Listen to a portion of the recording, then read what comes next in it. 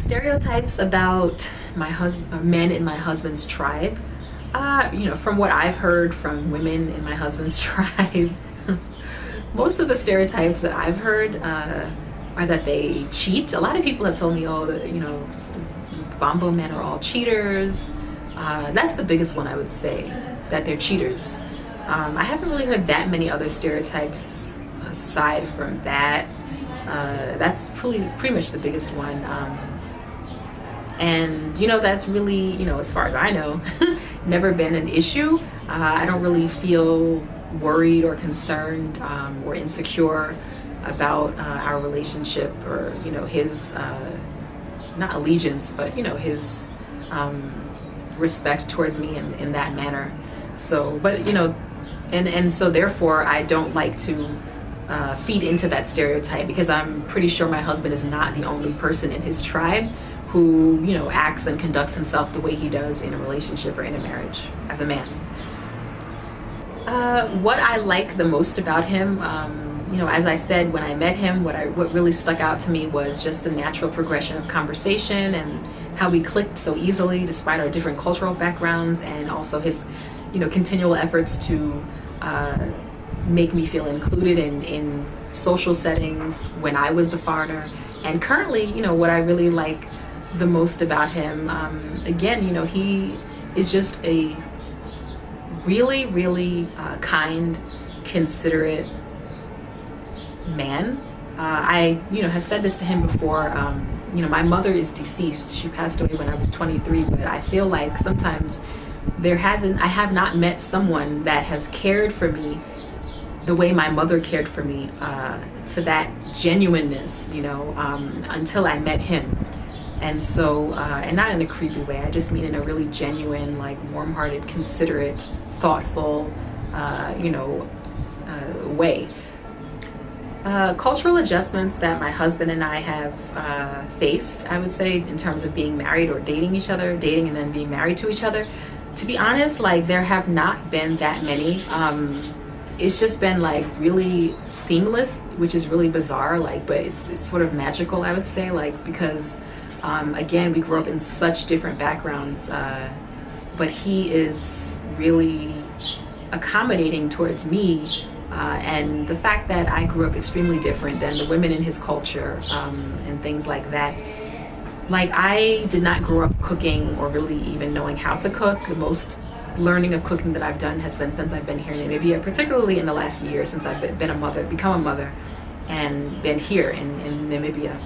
And he's never, judged me or made me feel bad about, my learning curve and things like that. He cooks all the time. He's been very patient, with me and figuring things out. He doesn't really conform to, I guess, your traditional gender roles. Very flexible. And maybe that's another stereotype about men here, or men in his tribe, that they're big on gender roles, traditional gender roles, and a woman's place in terms of being in the kitchen and things like that. I'm not saying that's necessarily bad, because in his tribe and in his culture, it is the women that do the cooking, for the most part. So I'm not saying that that's bad, because that is the culture that he comes from.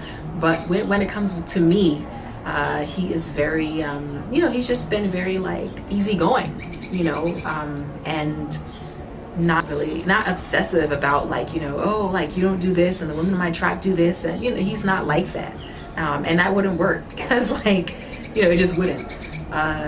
So to be honest, there have not been that many cultural adjustments in terms of he and I.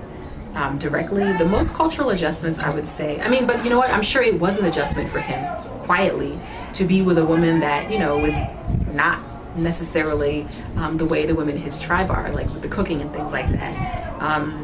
But for me, it hasn't been that much of an adjustment, in terms of being with him, because he's just very easygoing, very laid back, patient type of person and things like that. But the biggest cultural adjustment outside of us directly has been, I would say, immersing into his culture when we go visit his family and things like that in the village. His mom is also amazing, so I see where he gets it from. She's really amazing in terms of having a daughter-in-law that is American and completely not Namibian and not Vombo culture at all. But it's difficult, like when I go to visit his, family in the village, just because of the language barrier, which, I am learning, but at my own pace. It's also been, it's very hot when we go there. People in his family don't really feel the heat like I do because they're used to it. They cook over fires in the hot sun, things like that. The women are, walking around all the time, lifting heavy things, or just always doing something. And when I'm visiting, I don't really have that much to do, and that used to bother me. But then I realized, you can't really apologize for who you are or feel bad about your background. You're American, and so, just make the most out of it and observe and, be a sponge or whatever. But you cannot be, a woman of his tribe. It just isn't going to happen. So those are really the biggest cultural adjustments on my end. It's generally when we go visit his family in the village, because they live in such a traditional atmosphere and environment that it can be challenging for me.